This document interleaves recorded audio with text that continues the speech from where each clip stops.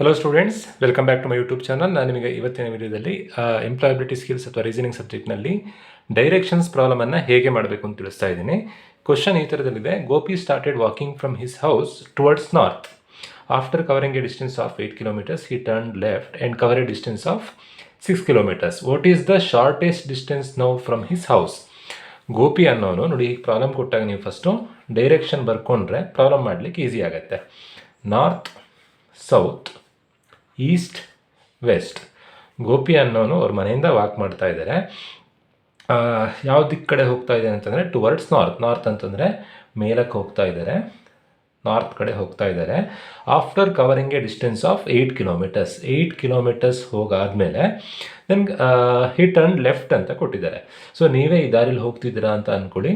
Right ಅಂತಂದರೆ right ತಿರುಗಬೇಕು, left ಅಂದರೆ left ತಿರುಗಬೇಕು. ಲೆಫ್ಟಿಗೆ ತಿರುಗ್ತಿದ್ದಾರಂತೆ. So ಲೆಫ್ಟಿಗೆ 6 kilometer ಹೋಗ್ತಾ ಇದ್ದಾರಂತೆ. ಒಬ್ಬ ಪರ್ಸನ್ ವಾಕಿಂಗ್ ಮಾಡ್ತಾ ಇದ್ದಾನೆ. ನಾರ್ತ್ ಅಂತಂದರೆ ಅಪ್ವರ್ಡ್ಸ್ ಹೋಗ್ತಾ ಇದ್ದಾನೆ. 8 kilometers ನಾರ್ತಿಗೆ ಹೋದಾದ್ಮೇಲೆ ದೆನ್ ಲೆಫ್ಟಿಗೆ ತೊಗೊಂಡು ಲೆಫ್ಟಿಂದ 6 kilometers ವಾಕ್ ಹೋಗ್ತಾ ಇದ್ದಾನೆ. ಟೋಟಲ್ ಆಗಿ ಅವನು 8, 6, 14 ಕಿಲೋಮೀಟರ್ ವಾಕ್ ಹೋಗಿದ್ದಾನೆ ಮನೆಯಿಂದ. ಸೊ ಕ್ವಶನಲ್ಲಿ ಏನು ಕೊಟ್ಟಿದ್ದಾರೆ ಅಂತಂದರೆ, what is the shortest distance know from his house. ಅವನ ಮನೆಯಿಂದ ಅವನಿಗೆ ಹತ್ತಿರದ ದಾರಿ ಎಷ್ಟು ಕಿಲೋಮೀಟರ್ ಆಗುತ್ತೆ ನೋಡಿ. ಹತ್ತಿರ ದಾರಿ ಅಂತಂದರೆ ಇದು. ಸೊ ನೀವು ಎಕ್ಸಾಮ್ನಲ್ಲಿ ಹೀಗೆ ಕೊಟ್ಟಾಗ ಜಸ್ಟ್ ಸಿಂಪಲ್ ಒಂದು ಕ್ಯಾಲ್ಕುಲೇಷನ್ ಏನಂತಂದರೆ, ಇದನ್ನು ಸ್ಕ್ವೇರ್ ಮಾಡಿ 8 square + 6 square ಮಾಡಿ ಆ್ಯಡ್ ಮಾಡಿ ರೂಟ್ ತೆಗೆದ್ರೆ ಶಾರ್ಟೆಸ್ಟ್ ಡಿಸ್ಟೆನ್ಸ್ ಎಷ್ಟು ಅಂತ ಗೊತ್ತಾಗುತ್ತೆ. So first 8 square, next 6 square. 8 8 64, 6 36. 64, 36 add ಮಾಡಿದಾಗ √100 ಬರುತ್ತೆ.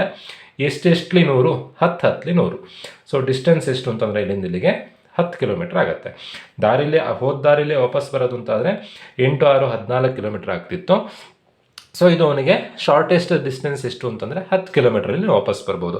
ಸೊ ಈ ಕ್ವಶನ್ ಕೊಟ್ಟಾಗ ನಿಮಗೆ ಕನ್ಫ್ಯೂಷನ್ ಆದರೆ ನೀವು ನಿಮ್ಮ ಸ್ಕೇಲ್ನಲ್ಲಿ 8 centimeter ಹೀಗೆ 6 centimeter ಹೀಗೆ ಲೈನ್ ಎಳೀರಿ.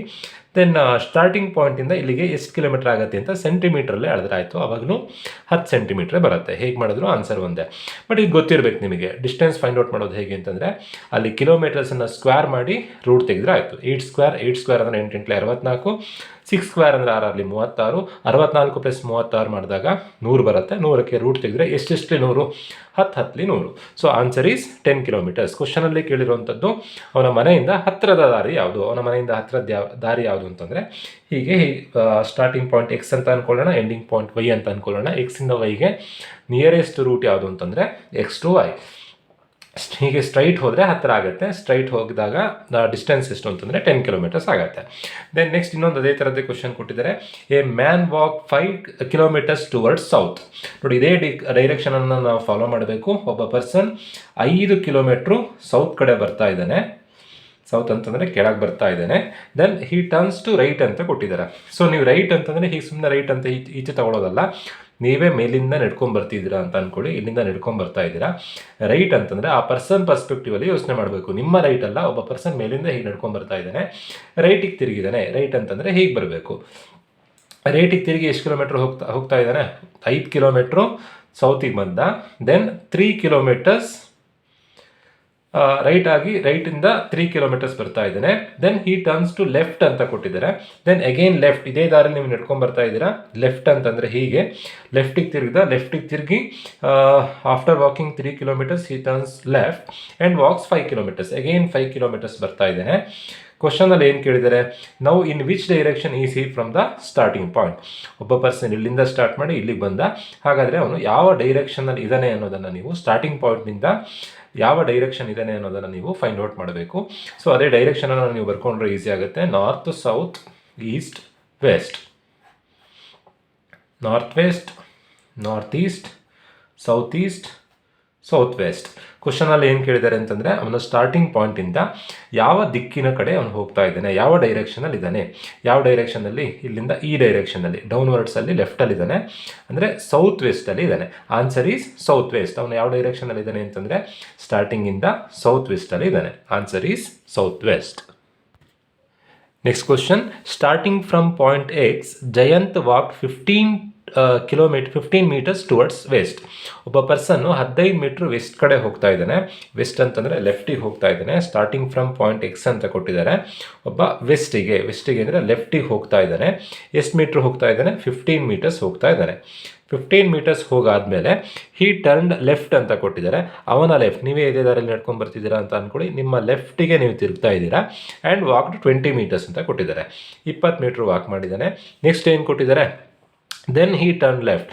ನೀವು ಮೇಲಿಂದ ನಡ್ಕೊಂಡು ಬರ್ತಾ ಇದ್ದೀರಾ, ನಿಮ್ಮ ಲೆಫ್ಟ್ ಅಂದರೆ ಯಾವುದು? ಎಗೈನ್ ಇದೇ ಥರನೇ ಬರಬೇಕು. ಲೆಫ್ಟಿಗೆ ಬಂದು ಎಗೈನ್ ಮತ್ತು ಅವನು ಎಷ್ಟು ಬಂದ? 15 ಮೀಟರ್ಸ್ ಬಂದ. ಕ್ವಶನಲ್ಲಿ ಕೊಟ್ಟಿದ್ದಾರೆ, ಜಯಂತ್ ಅನ್ನೋನು ಫಸ್ಟು ವೆಸ್ಟ್ ಕಡೆ ಹೋಗಿದ್ದಾನೆ, ಅಂದರೆ ಲೆಫ್ಟಿಗೆ ಬಂದಿದ್ದಾನೆ. ಅವನ ಸ್ಟಾರ್ಟಿಂಗ್ ಪಾಯಿಂಟಿಂದ ವೆಸ್ಟ್ ಅಂತಂದರೆ ಲೆಫ್ಟಿಗೆ ಬಂದಿದ್ದಾನೆ.